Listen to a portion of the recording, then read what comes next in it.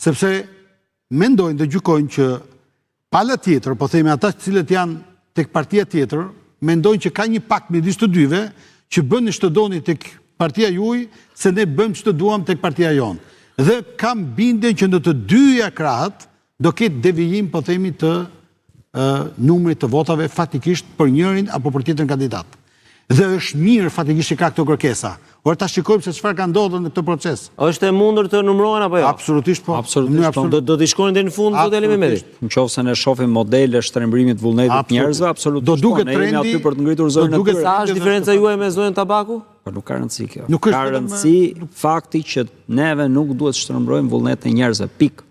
Henri, ke një opinion se çfarë po ndodh mes dy partive, se këtu dy kandidatët janë shumë të qetë, nuk e kanë garë me njëri tjetër, po janë dy partitë që në një farë mënyrë. Njëri tjetrin se aty Jo, sepse ndoshta publiku që po na ndjek do të Jo, do të vlerësuar kjo Henri, edhe korrektësia e doktorit, edhe qëndrimi jon. Po prit pa kanë. Jo, një sekond do ta vlerësoj. Kjo është e pa precedent për politikën shqiptare. Që ta kuptoj publiku, mandati i Erald Kaprit synohet nga PD-ja për zotin Ali Mehmeti, dhe të dy janë shumë qytetarë dhe civilë në studio. Do ishte gjëra perfekte të ishin të dy në parlament.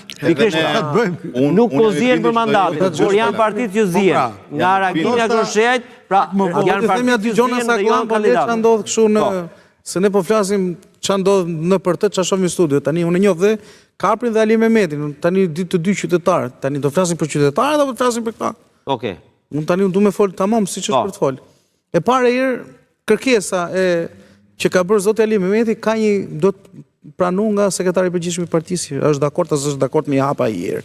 E ka të drejtin individuale. Mirë që e bën kërkesën ai, po ka është kërkesë partijake që do të aprovohet. Shkryer ajo, vazhdo ka hapi dytë se i pari është shkryer. Ta mbaru kjo, ec me hapin e kohës. Jo, jam më përpara, po dëgjoj tani se di unë. Po ti po më thua për një kërkesë që ka bërë Ali Mehmeti. E ka bërë Ali Mehmeti, po flas do të bi dakord partia Flamuri, pa mirë çka ka bërë Ali Mehmeti. E boni dhe Aulon Kalaja, iku dhe në SPAK. Problemi është ato partia hapen votat. Tani ti s'doni me kuptu, më vjen keq. Po unë e di që po rregull, nuk jam rregull unë, se mund të rrini rregull ju, po më gjë mua. Kandidati është. Por s'ta thot dot Ali Mehmeti këtë punë, më gjë mua. Ndoshta po flasim për dy gjëra të ndryshme, ndoshta po flet për hapin e dytë. Prandaj po për hapin e dytë, për hapin e parë është frym, është ka përcy. Tani unë po them për hapin që ti ke drejt legjitime, unë se diskutoj fare këtë hap. E keni ndërmarrë ju, e ka marrë dhe zoti Kalaja. Po them për hapin e dytë. Kush është hapi i dytë? A mund t'ia themi shqiptarët që nuk ta thot dot Ali Mehmeti, s'ta thot dot askush, po ta them unë.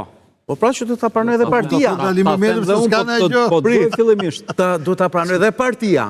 Që partia është kondra, siç doli Rama kondra. Tani t'ja them tamam siç është për të thënë, që ta kuptoni, se ndoshta se kupton Denis.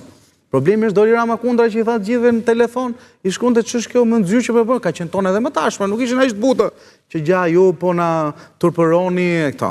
Në këto zgjedhje ka ndodhur ajo që nuk ka ndodhur në asnjë zgjedhje më përpara. Që harron prapë Denis, që është që këta akuzat nuk e kanë pra zotin Ali Mehmeti, po kanë përgjithësi akuzat, nuk janë se janë vjedhur vetëm nga kundërshtari.